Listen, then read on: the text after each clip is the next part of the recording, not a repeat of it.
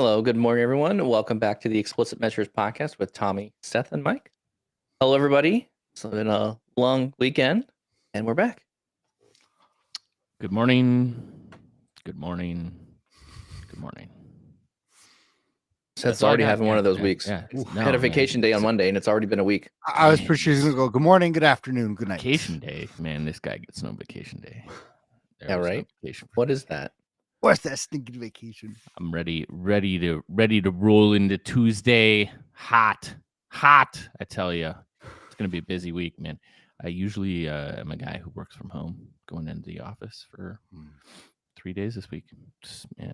Oh man. Yeah, I know. Messing with the routine. I'm overextending. You actually got a shower, But it is still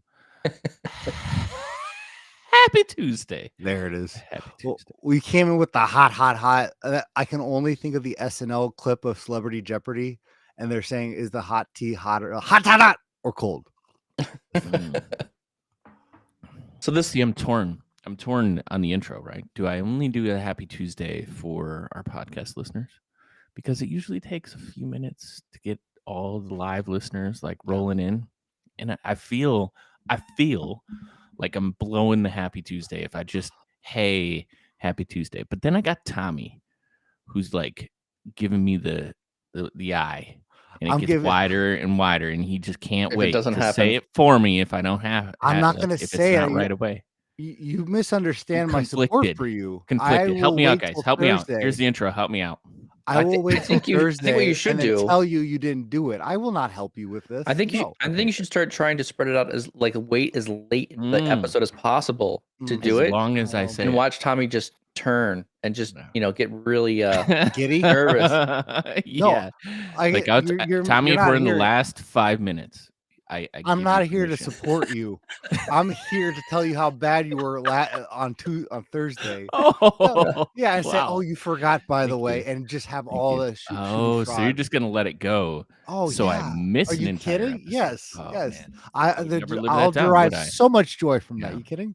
But you have to think of our subscribers to the listeners. It's not just the live people. Yeah. We love the live people, but we have a bunch of people who audio or on the bus or the train or the bike or whatever they're doing. They listen to us at 2x so it goes faster. I was talking with Dan Meisner recently, and he was like, "Yeah, Mike and Seth talk slow, but Tommy talks fast. I can get Tommy because when you go to YouTube, you can speed up the speed of." And he goes, "When I'm listening to things faster than normal, Mike and Seth sound kind of normal at 2x. Tommy sounds really fast at 2x." Well, hey. So.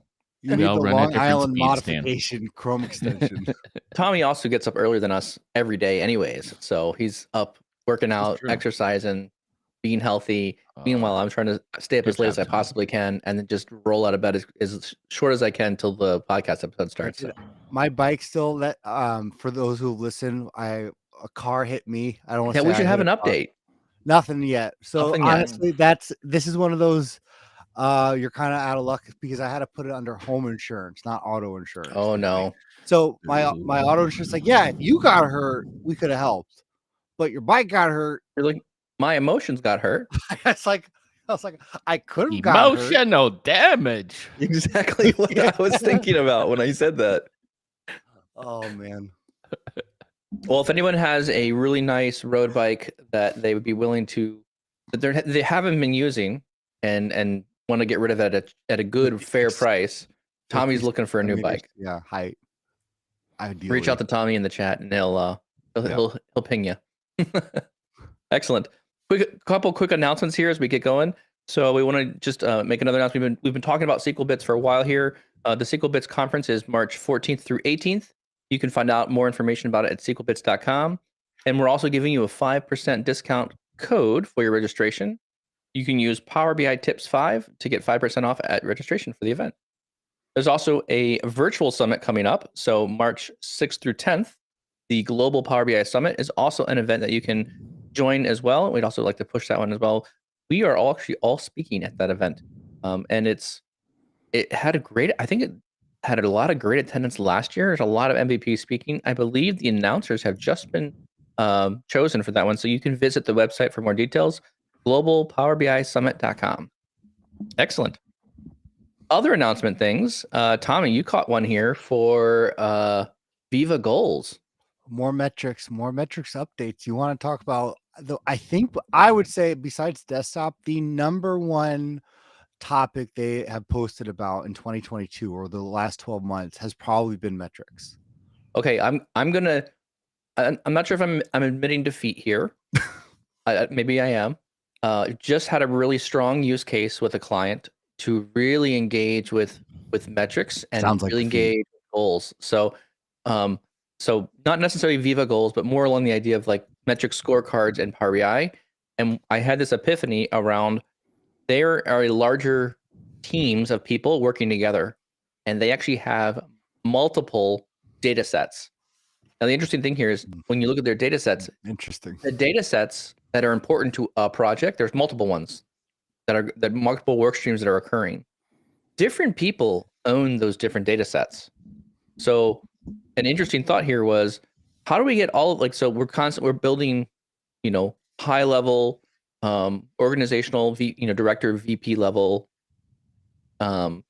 reporting. Like, how are we doing? How are we matching to plan and to goals?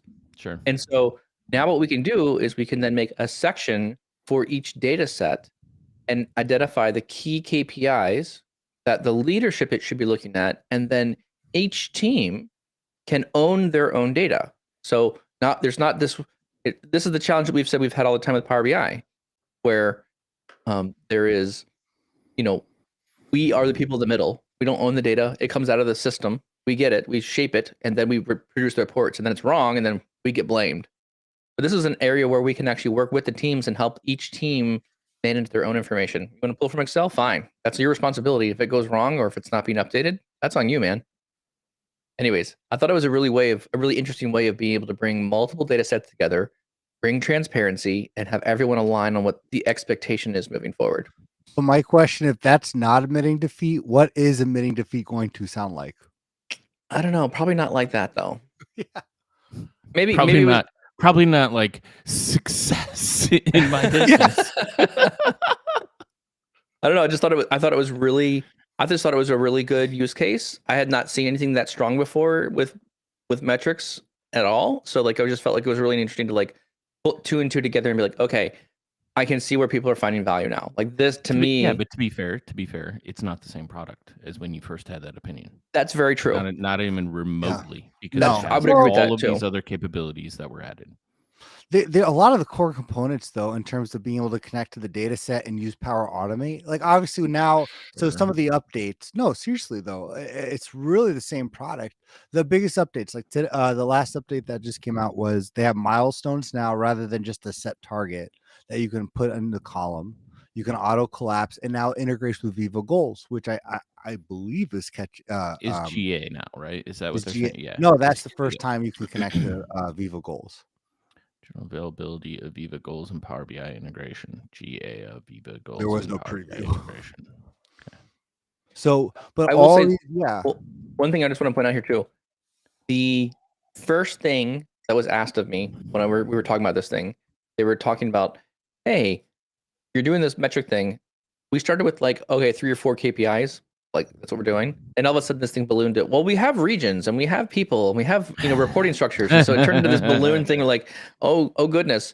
Now we're going to have hundreds of metrics or hundreds of KPI things appearing. But at some point, actually, right? Depending on how it explodes in the organization. Yeah. At the highest level, you're rolling everything up to a rolled up level, right? And then the deeper down you go, there's managers of managers, right? And those the managers are interested about their layer and a layer below them, right? So there's always this kind of 2-step. So anyways, the reason I bring this up is because there is a handful of preview items. So there's a whole list of APIs where you can actually go set a goal, and I think it's called goal. I think it's legacy actually, but it's a metric. You can go set a goal with an API. So we're actually looking at programmatically building out what all these metrics would look like, so we can build a pattern by which we could just auto-populate lots of metrics with code and not have to click all the buttons. And to me, this was one of my major pushbacks from the Microsoft team when I heard about it initially was, I don't want goals if I can't make them with an API, because for this very reason. People are going to like it, and they're going to want a lot of them potentially. And then I'm going to need to script something out to make it work fast. I don't want to sit there clicking buttons the entire time. That would be too much work. Well, Cool. and I know So it's on the update to Viva roadmap. goals. And even, I mean, you want to talk about the major features? On the roadmap on the Wave 2, they have a bunch of stuff for metrics. With we have the new submetrics now. Mhm. There's a hierarchical, being able to choose a hierarchy is on there as well. So there's some amazing things that are already coming down. And in all seriousness, utilizing metrics as a starting point, even for building a report to understand your most important metrics, what it can integrate with. Man, I mean, I am so happy to see all these updates. Really good stuff. Happy. What other updates do we have? Intros. I think that was it. Anything else that you guys Did we caught? mention SQL Bits? We did. Did we though? I think Tommy, we did. did I Maybe you mention did. the SQL Bits, Tommy? I know you did. Yes. Somewhere. Okay. Just making sure. Maybe I was just too like Happy You're Tuesday. so thing focused stuck on in my saying head or Happy something. Tuesday. You were too excited about. I You're was like, how am I going to do metrics Happy and Tuesday this metrics. time? No, he was trying to say Happy Tuesday, and he was Welcome figuring to out the how show, say Seth. it. It's Tuesday. Yeah. So I do have one We're question. almost Last at 35 minutes. as we wrap, yeah, right. As we wrap around Viva goals and metrics integration, some other cool things are coming on there. One thing I'll ask, Tommy, when they rebranded it, it was initially called goals. They changed it to metrics. Mm-hmm. What do they call it now? Is the technical term is like a metric scorecard? Is that what it's called? So the scorecard has not changed, and that's basically you can create a scorecard, and underneath that you create metrics. Before those were goals, but then they announced Viva goals. Okay, so it's technically a Power BI scorecard is what we're building. Yes, you're the individual creating line items are scorecard. called the metrics. Yes. Yeah, that would have been a problem. And then you take Viva goals and link those to Power BI goals. In 2024, they're going to be called goals. In 2024, they're going to be called numbers. So yeah, right. Announcing Power BI numbers. Brought to you by data. Paint by numbers. Oh goodness. Let's rebrand it again, please. Because that's not confusing at all. All right, let's walk on to our main topic today. So our main topic today is coming from the Power BI adoption roadmap. And this is a section that we're calling, it's part of a detail that Microsoft kind of points out inside the community of practice area. So when we're talking about the Power BI adoption roadmap, we actually had a series long time ago. Seth will be able to pull what episode we did that from. But in a previous episode, we talked a lot more. And I think we did multiple episodes around the adoption roadmap when it came out. It was very exciting, a lot of good documentation. And if you are working with Power BI and need to get a direction for where your company needs to go or what you need to be working on, 100% use the adoption roadmap as your roadmap or whatever you want to call it. Definitely in the episode 30 to 40 range. Yeah, it was early. We did a lot of those. But one of those areas or one of the sections of the adoption roadmap is talking about the community of practice. Now, I think a lot of organizations get mixed up between what is a center of excellence and community of practice. So just to clarify things here, center of excellence are a group of people that have responsibilities in your organization. They have like physical tasks and are required to, deliver things back to the business of value, where the community of practice is more of like an opt-in thing. This is the broader community, and this is how you're serving where you'd say more of your self-service BI type things. So inside the community practice, there's going to be these people or a term that was coined called the Champions Network, and kind of that's what we're talking about today. So how do you incentivize and or find potentially champions across your organizations? Tommy, anything else I missed there from the intro piece? Is there more that you'd want to kind of tag on there about what is a champion? What are they really? What's their purpose? Maybe we should kind of dig in that a bit more. Yeah, and I think that's a big part because we've probably touched and said Power BI champions, but a plethora of times on the podcast when we've talked about the governance and the adoption. I think for all of us is near and dear to us, the adoption roadmap, the adoption strategy. And we've always talked very near. We've always talked about champions, but I think I'm really happy that we're actually diving into a full episode on what a champion is and how do you support them and why are they an integral part. So really the champions, which we've identified, is someone who they may work in Power BI, they may touch Power BI, or they just may be an avid supporter, but they are basically your evangelist of supporting, promoting Power BI on behalf of the BI team. And they can do it in ways of being people who are telling people you need to look at these reports from a top-down approach. They can be people from the operations helping people and training others, or they can be people who support the BI team in terms of like what people are looking at. So I would maybe slightly disagree with your definition there. I don't think a Power BI champion in my world would be someone who is purely an advocate without actually using the tool. I think the champion for me, the definition would be more around it. To me, this is how I view it. And again, we might have different perspectives on what we would call a Power BI champion. But I think my perspective of Power BI champion would be this is kind of more of the hub and spoke approach, where the spoke is people that are using Power BI and are finding value from it and being vocal about what they've produced or they have found value in their department, meaning no one else is picking up that torch to do data things. Someone figured it out, learned it on their own, potentially, maybe got so interested and took some of their own training, something along those lines. But it's a person that is working with that spoke team or from the spoke that is being an active, engaged contributor. What do you think, Seth? I'd agree much more with that scenario, right? Like, as an example, right? A Power BI champion to me is somebody like within my organization, right? Is somebody in finance who like sees a Power BI report and you're walking through them and then starts asking a lot of questions, like how you're putting the data together, et cetera. And then like a light bulb clicks on and they're like, wait, I can do this tool. Yeah. This is and something then the next time. Yeah. And then the next time you meet with them 2 weeks later, they're already like building their own reports. And then 2 weeks later, they're telling you like, oh, check out what I did and blah, blah, blah. And then they start teaching other people around them all of the stuff that they've figured out on their own. These are the go-getters in the business units, right? They're solving their own problems and the tool that they're using is Power BI, right? Like that to me is like why I think there's this kind of gray zone of how do you identify them, et cetera, because they're naturally going to be the problem solvers in the business unit and they're using Power BI extensively and learning a lot more about it because they're solving their business problems with it. So, and I think that is the more appropriate definition. I think mine is especially for companies where they're a smaller BI team, they don't have that either that support, and you're kind of relying on more people who may not be doing Power BI. Is there a role? So just I want to understand like you just said smaller BI team, and your definition of a champion is what? The champion may not actually be building reports, but they are advocates for Power BI and what Power BI is trying to do at the organization.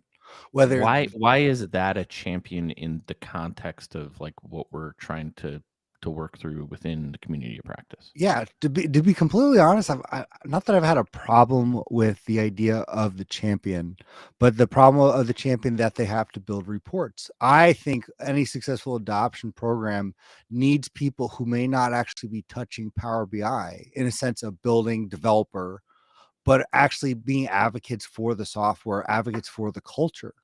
And they may have completely different roles. They may be the sales manager.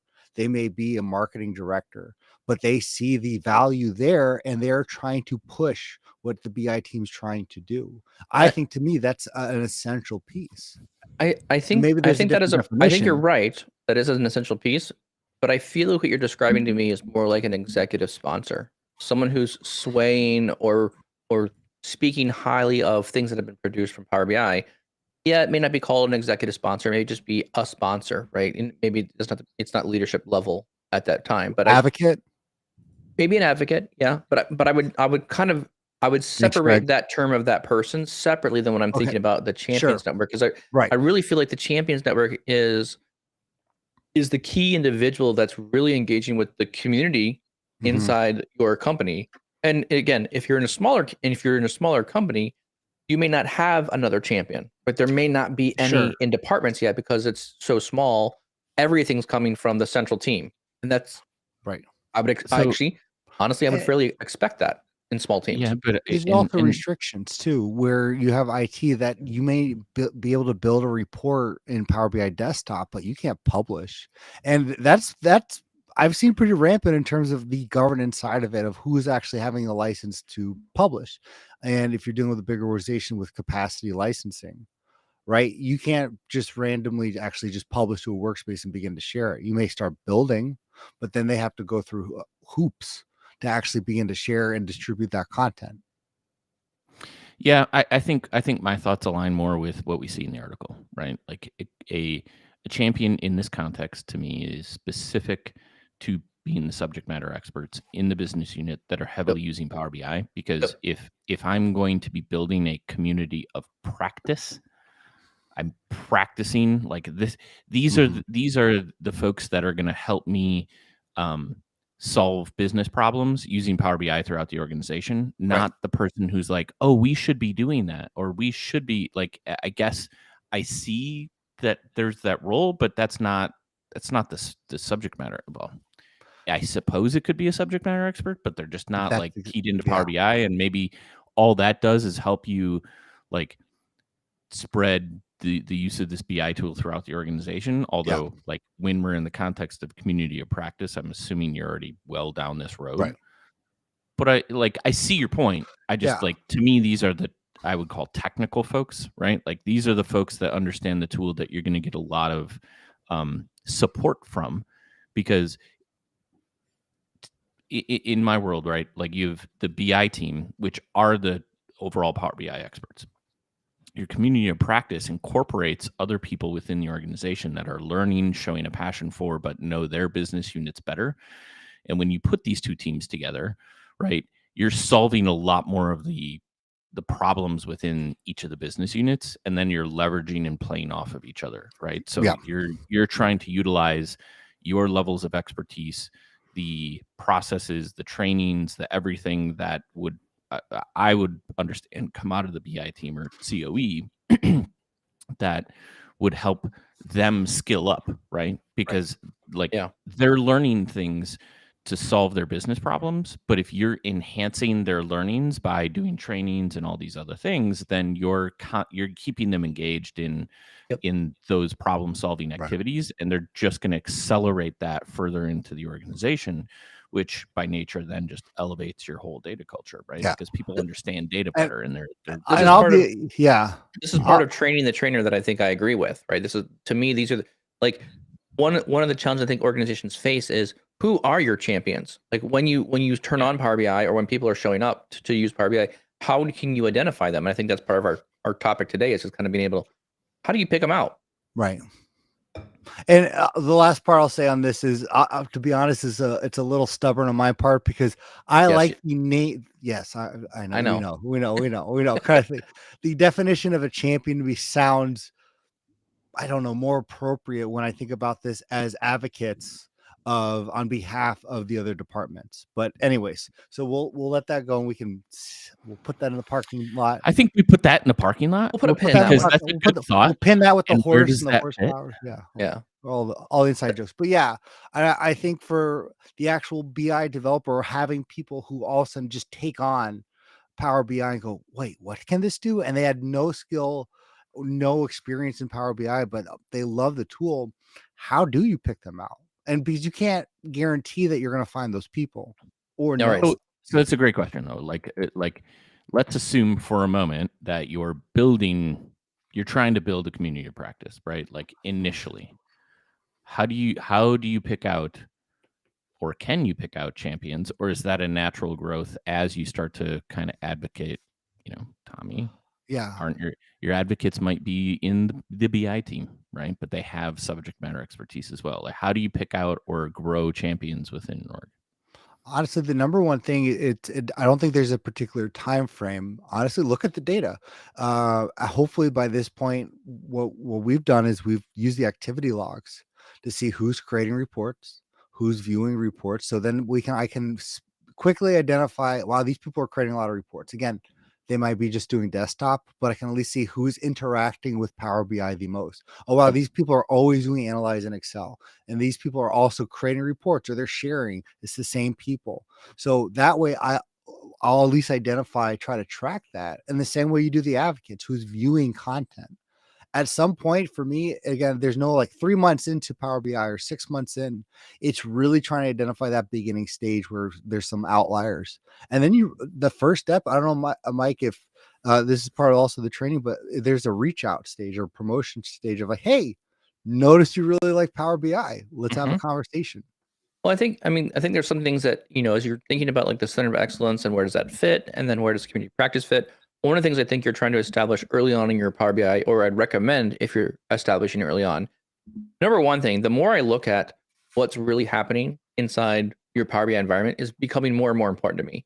I'm almost even like, if you have premium, 100%, your first goal, your first metric should be trying to figure out how much consumption you're using around your Power BI premium in general. Like, make sure you have reporting turned on, make sure you have some automation. Like, I'm becoming more and more of a firm believer that having data in front of you that can prove what's going on in the environment earlier in the process makes a lot more sense. So monitoring, 100%, got to have that on. Then the other part here is you want to distinguish what is the difference between the center of excellence and the community of practice. So I think, you want to make sure that that center of excellence usually would be starting first. But then once the center of excellence is established, you're doing hopefully you're doing something like regular meetings, right? There's videos, there's training content, there's stuff that's coming out. As you're centralizing or governing these data sets at the enterprise level, you should be engaging with the community or the users of those reports. I think when people show up to those monthly or weekly, call it a power hour, those I think another one was someone here in the chat was talking about, I think when Bob was talking about, people who are engaged in the community practice meetings, right? If there's, a meeting where the community practice just shows up and has a lunch together and talks about things about Power BI and things they're learning and what they're like, the people who are regularly showing up to those things, those are the people that are going to become likely your champions. They're engaged, they're regularly participating of their own will to kind of learn and do better. Some people just get that. So this So is that's what I'm hearing though is like, if you're just launching this out there, there's a couple themes, right? One is the COE, right? Or the people who have skin in the game and are building this process within the organization, trying to elevate it. Just start having meetings, right? You start inviting people to training meetings or power hours or whatever the case may be. Hey, I just produced and this then new the report. Folks who show a lot of interest in there, you're saying could potentially be the champions, because that'll kind of weed out who's solving problems with Power BI. Agreed. I see that approach, right? It seems organic to me. What's interesting to me though is if I don't start that, like, who do I invite to the meeting? Is it just everybody? Because the opposite of that is I hate inviting everybody to meetings, albeit like this is more of a user group, right? Come and join us like virtually. But I would argue that I would want a targeted list of people that I would want to like speak to, especially in those introductions to what this user group / power hour / whatever is, right? Because if I'm introing Power BI or showing the capabilities within Power BI, I want the people that are solving the problems already in those business units.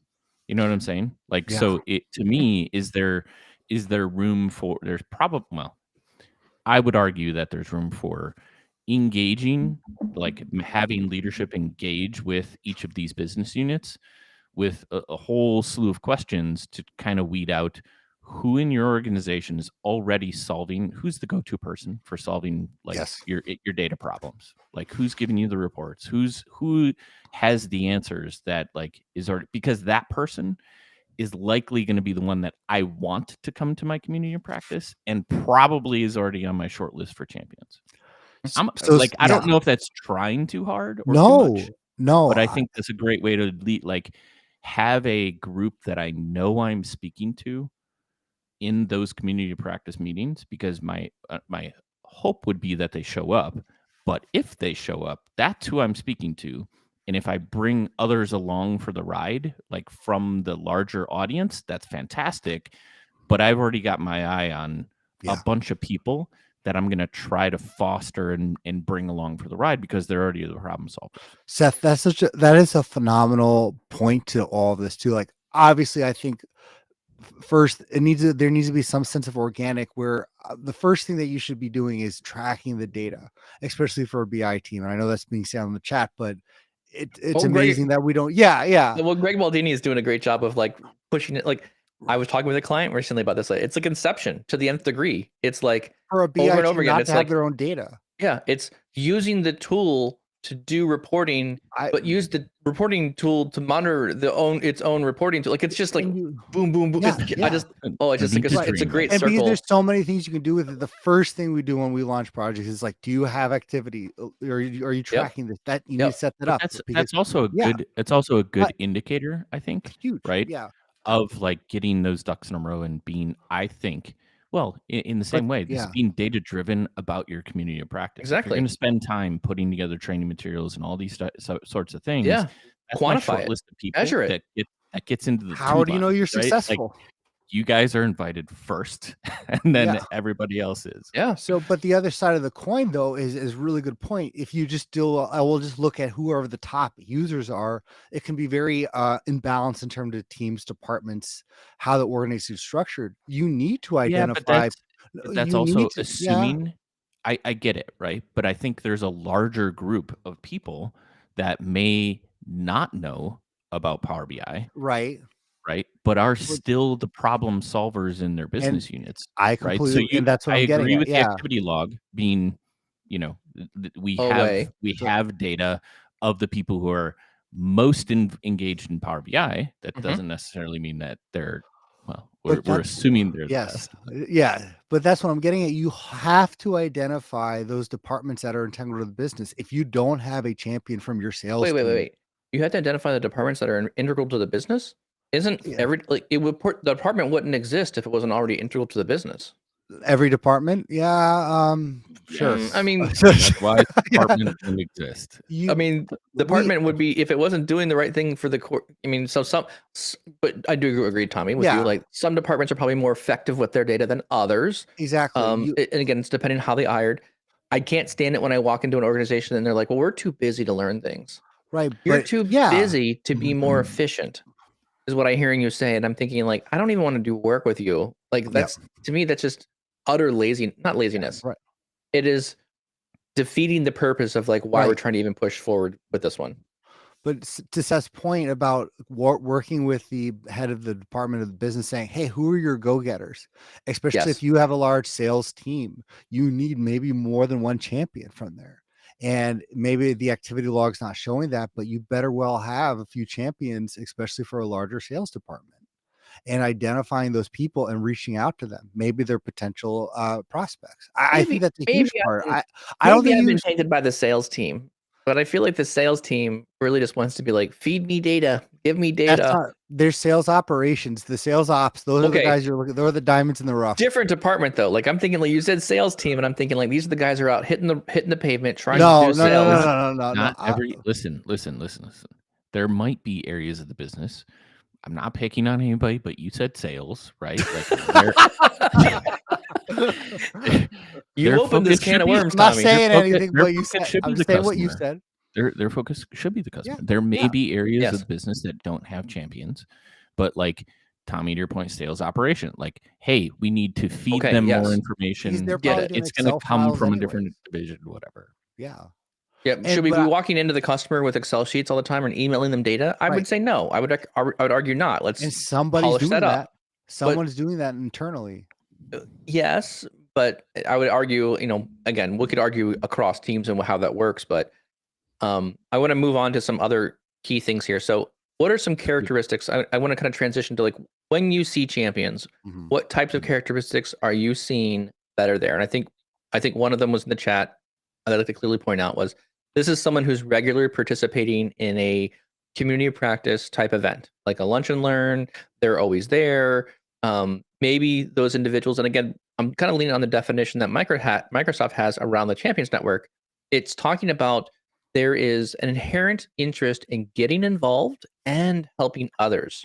So if you have someone who's there who is just really excited about Power BI, but really isn't interested in helping anyone else out, just really wants to focus in on their own thing, they may be, to your point, Tommy, an advocate, but they're not really a champion. And I think a champion as I look at this champions portion of the community of practice, I'm thinking about when you start a Power BI initiative, a lot of the work or the load of servicing requests, helping people out, I think a lot of that work falls on that central team, that COE team, which likely one or two of those people are coming from like an IT type space. Maybe it's a business unit. I don't know. They've got to have a good relationship there between business and IT. But, I'm thinking a larger majority of the efforts, the planning, the work, the policy driven stuff, all those pieces come from that central team.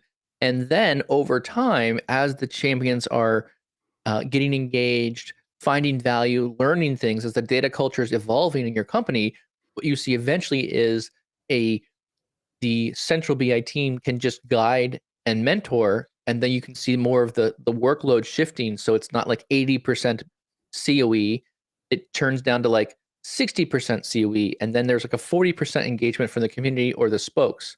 And then maybe over time, it even goes down to like, you've got the policies in place. Now you're down to like 40% central BI team, and then more of the organization is self-serving across the broader part of the organization. So I think there's an element of finding a champion that is a teachable, they like to teach and help other people along the journey. So look for What do you those kind think, of Tommy? people. I would even say look for the Excel power users. And I think that's why I always go to operations are always a great candidate to become champions because they're already familiar with the data. They're already working in, again, the junior version of Power BI and Excel. They're probably, there's always a team. Every department has someone creating some types of reports for them, whether it's in PowerPoint or especially Excel. To me, those are great candidates because you need someone else, obviously, who's a little tech savvy, right? If you want them to be the champion. And I've done this a few times where you're like, let me blow your mind. Like, I see what you're trying to do once a week or what that team is always asking for. Do you know we can automate this? Let me show you Power Query. And that beginning introduction, to me, that's a great candidate because they may not know about Power BI or they're living in that world of the technology that they're using. So they may not be going, to me, they may not be going to the community of practice meetings. They may not be going to power hours, but they are still utilizing data on a day-to-day basis for their team or department. So part of that, to what you said, Seth, where you're working with the department saying, who are your go-getters? Who's building reports? Who's building data or support and identifying those people? It's like, do you want to change your life, basically? But to me, that's a huge and easy low-hanging fruit of a type of person that I'm looking for. Yeah, I would agree with Tommy. Like, and what I'm hearing is too. Like, I don't disagree with you, Mike.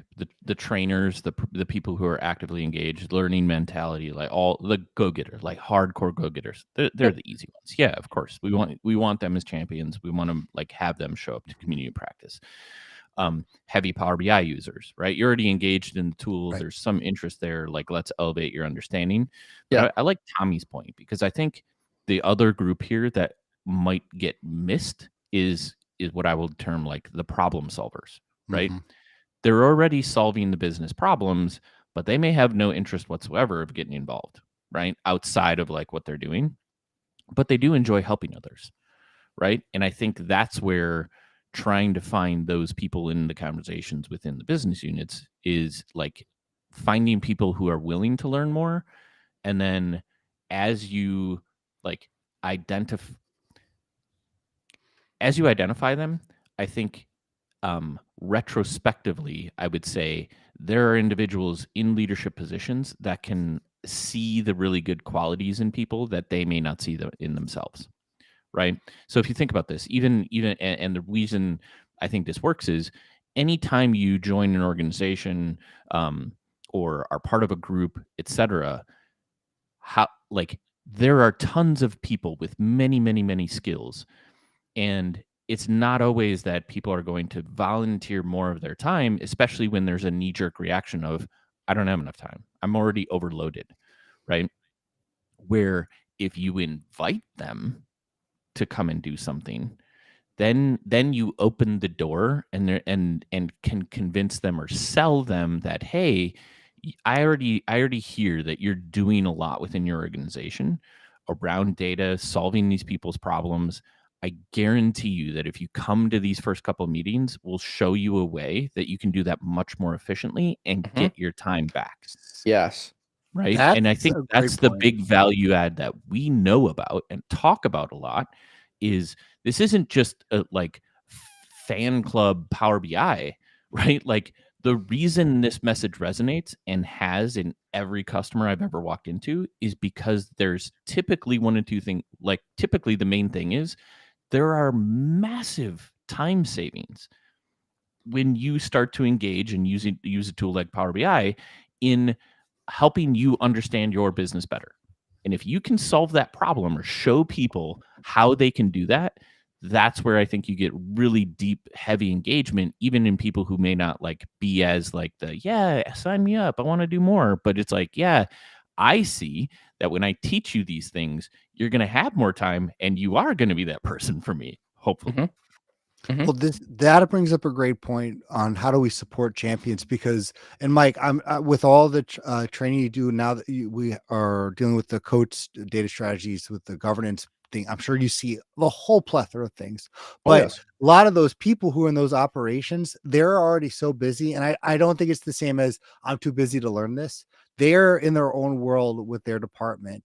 And it's almost like taking them out, alleviating them of what they're doing. But in order to do that, you have to work with the department, say, hey, we've identified person X as a great candidate to be a champion. That being said, we need some of their time to teach them, to Okay. show them the way. Yes. But you can't do that if you don't have that authority or that, in a sense, that Okay. leverage. So this is where I think the Center of Excellence steps into some of these pieces, right? So another great example that someone was talking about in the chat, they had someone who was consolidating or appending against a bunch of CSV files, right? So, or files from a folder, right? There's a whole bunch of files being appended together. That data set grows larger, and at some point, things get a little bit out of hand, right? So there's also this idea of like the Center of Excellence should be reaching into these departments and letting people know there is a community around, there is a place where you can go get help, and like, I think there's very much a give and a take relationship in this champion piece of the things. To your point earlier, Seth, that I really liked was, as a Center of Excellence, you're offering something to these people, to the teams, right? So a champion gets some level of additional support, There's right? got to be value. There's got to be. Yeah. So, there's an incentive there to be like, hey, engage with us. We will help you get access to data. The Center of Excellence has the authority to, hey, do you need access? Like maybe there's this incentive to give deeper access closer to the data source, right? So maybe you load a data flow and let the champion work on their own data and not give them direct access to like the back end, because some organizations say like, well, you just can't touch the back end, right? So you can work with these champions because you're giving them, it's a give and take relationship where they can be more capable in their daily job, and the Center of Excellence is enabling that deeper integration with data systems. So maybe you get access directly to a data set and not just a report, or we dump tables of data into data flows. Really like that idea. And while you were saying that, another one jumped off at the top of my head, which I've been a part of as well, is if you're a champion, you get direct access to the BI team in the Teams channel. Yes. Right? Like talk about like ding, ding, you get all of the experts of the organization, right? To help you solve the problems that you're trying to build for your business unit. And the win-win there is if a 2-sentence chat or access to a data source, right, that they need solves a problem and hours of the BI team, because that person's going to go do it on their own. Great. That's a huge win for the organization. Yeah, exactly right. We've actually done something similar, or we've implemented, where it was almost like how the MVP program works, where these champions get part of the channel, the teams, and preview features we're launching all the time because we want their feedback. If anyone would know what their department wants, it's going to be the people in the trenches, people on the ground. I think there's also like this idea of like you're extending, the champions are part of the extension of the arm of the Center of Excellence, right? Exactly. So I think another point I want to make out here as well that we're communicating a lot around, Tommy, is when you identify these people or when you're working with them to give them more access, they're opening them up to a Teams channel, you're giving these opportunities. Right. I think another incentive, well, we do the incentive first, and I'll come back to my second point. So another incentive would be is when these people are finding successes, encouraging them to come in front of team meetings or have a very short blurb or a slide or two, present what they did, present the value that they're able to produce to the organization. Sometimes champions are incentivized by being able to be publicly recognized by the hard work that they've done. Hey, look, we've had a great success with this. We've been able to produce these number of reports. So-and-so is going to come up and talk about kind of what they did and how they found value with whatever that process they built to get the data to people.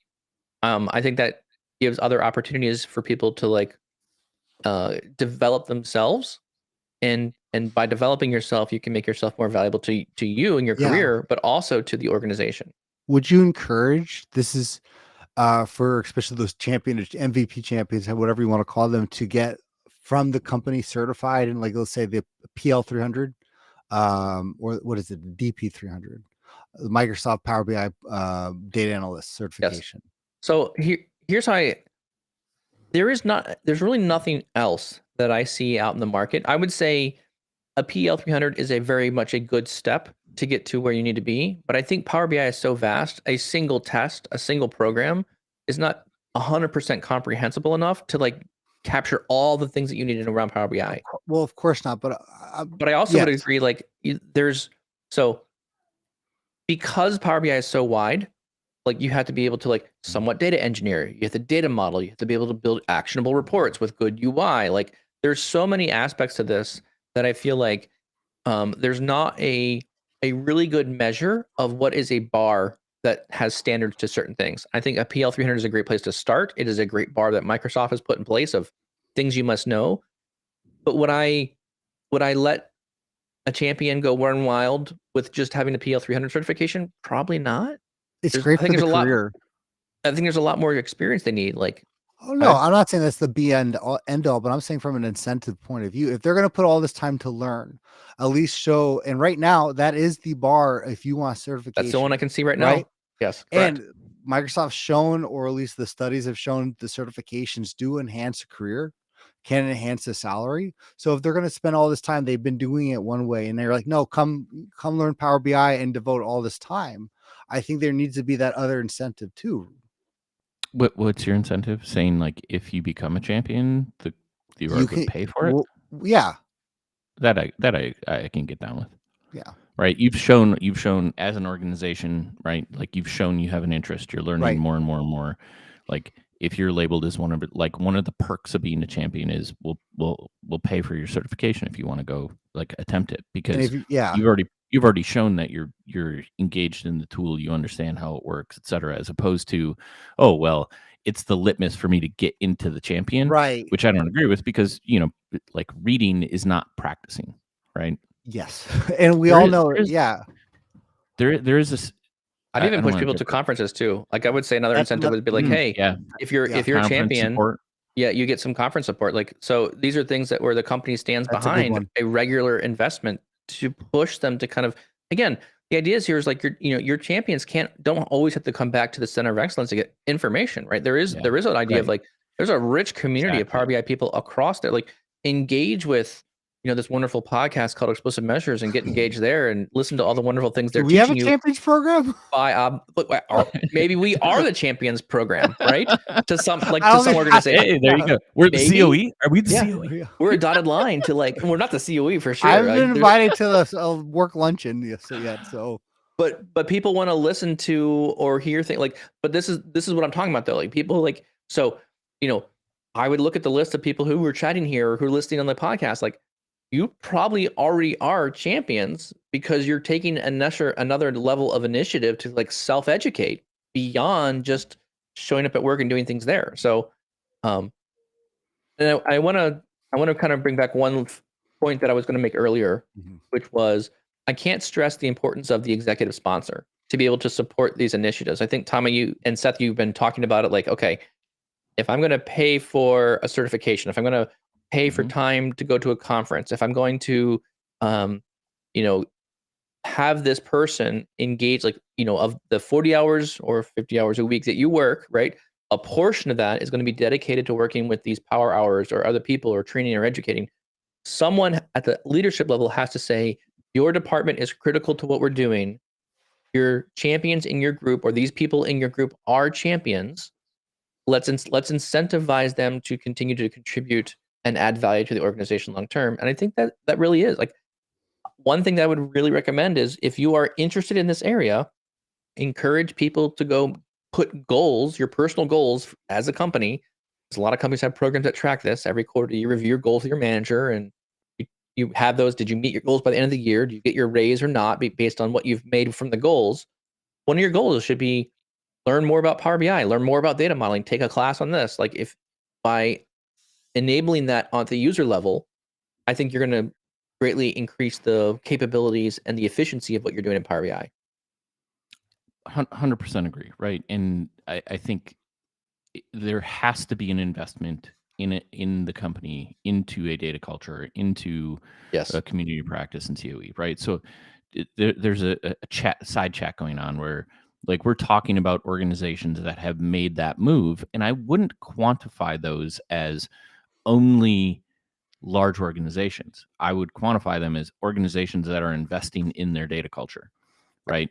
Yes. So like, but there is a side thing here of a side chat where it's like small, medium companies, like does that how do you look? support this within there? And Yep. I get it, because if you don't have that investment, you can't do all these other things. But at the same time, like I think how you can take some of these principles and start to augment them in your organization, in your area. Try to reach out and find others that are like you so that you can create your own community of practice. Yes. And the reason I say that's important, because if this is actually something that you're like, oh, well, the business just doesn't support it, then, and you have a passion for it, then improve yourself. Like set a goal for yourself to try to see how far you can push this initiative.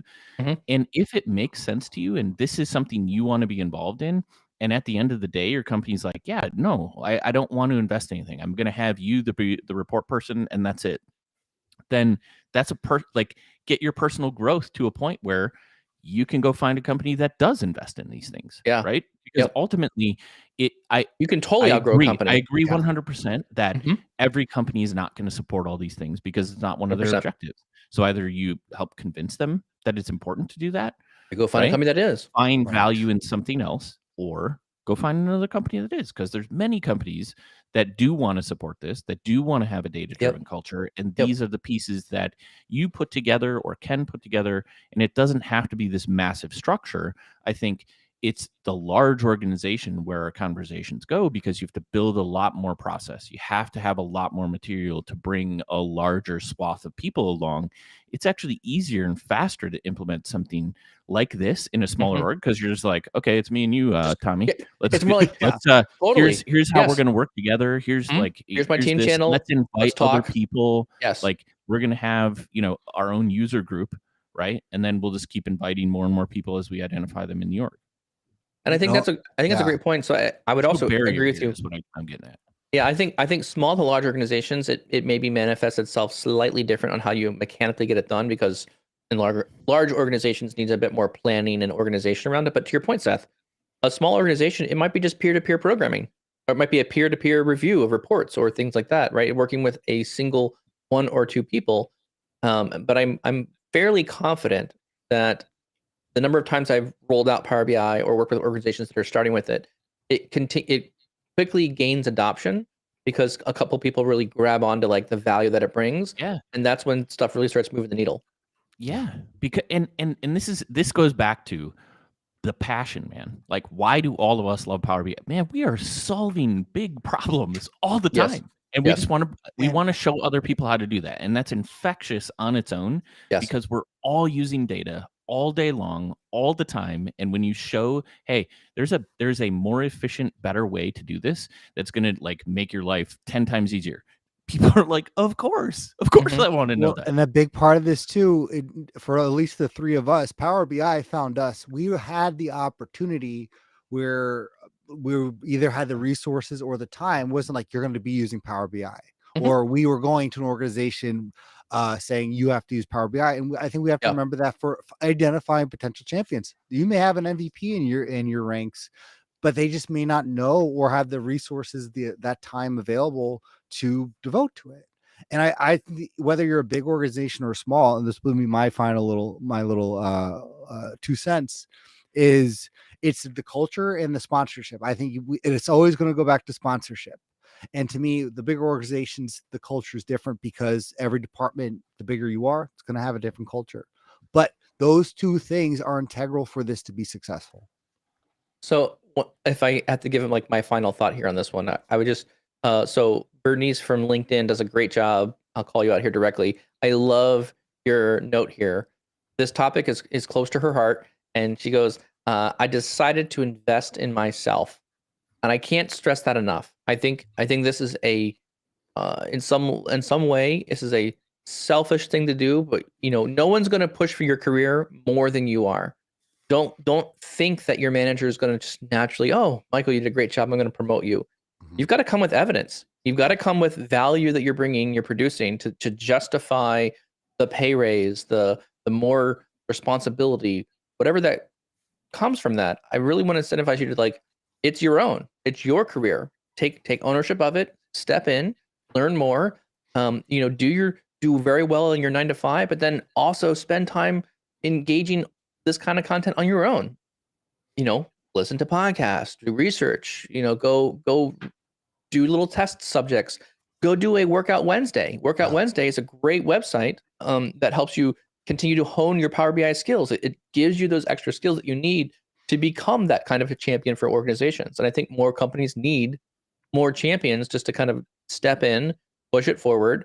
And I think as companies see the adoption, they will then, again, with many of my engagements, some people just turn on Power BI and just let it run wild. 3 months down the road or 6 months down the road, depending on how fast things adopt, they come back and say, wow, this is getting out of hand. We need to put some structure around this one. And so they reach out to me and we start building center of excellences and putting a bit more structure around what this pattern looks like. But again, a lot of this stuff starts from champions, right? I've seen stuff really grow from that particular person in the department. And emphasize, listen to that same podcast and then subscribe to that podcast. Your description, Mike, right? I think I don't know where it was aimed, but it touches both groups, right? Yes. If you're trying to build one, as well as that's the message for the champions, right? Like investing in yourself and solving problems has never hurt somebody in their career. Just saying. Yeah. No. I mean, I look at all of our careers. All of our careers we've taken this self-investment, nights, weekends, go into user groups, all that kind of stuff, right? We self-invested. So anyways, I thought it was really good. I do want to wrap here. We want to be mindful of people's times. Forgot that. Yeah, user group stuff too. That's right. So we have one. Oh yeah, we have one. Oh, we should announce that too. Yeah, let's go to the end. Our outro. How about that for an outro? Speaking of user groups, we're doing one this Thursday, which I'll get out of a video here shortly. But Tommy's got a meetup already teed up here for this one. We're going to be talking about themes inside your Power BI files, which Seth and I it's near and dear to our hearts. Yeah. Excellent. With that, we just thank you very much for listening. The chat has been very engaging. Thank you so much, chat, for sending your thoughts, your comments in here. It sounds like this has been resonating with you as well. So we appreciate you, all of you Power BI champions in the chat room. We thank you so much for that. Our only ask for any listener on this one is if you really like this content, if you're finding value from it, please share it with somebody else. And if you don't mind, hit the little bell and let people know, or give us a thumbs up. It helps us communicate that this is good valued content for other people to find as well. Tommy, where else can you find the podcast? Yeah, to quote Notre Dame, listen like a champion today. Yeah. But you can listen like a champion on Apple, Spotify, Google Podcasts, anywhere it's available. Make sure to subscribe on Apple and Spotify. You can leave a rating, leave a comment. Huge help. Join the conversation live every Tuesdays and Thursdays, 7:30 a.m. Central Time on YouTube. Just follow powerbi.tips. Excellent. Well, thank you all very much. We appreciate your time, and we'll see you next time.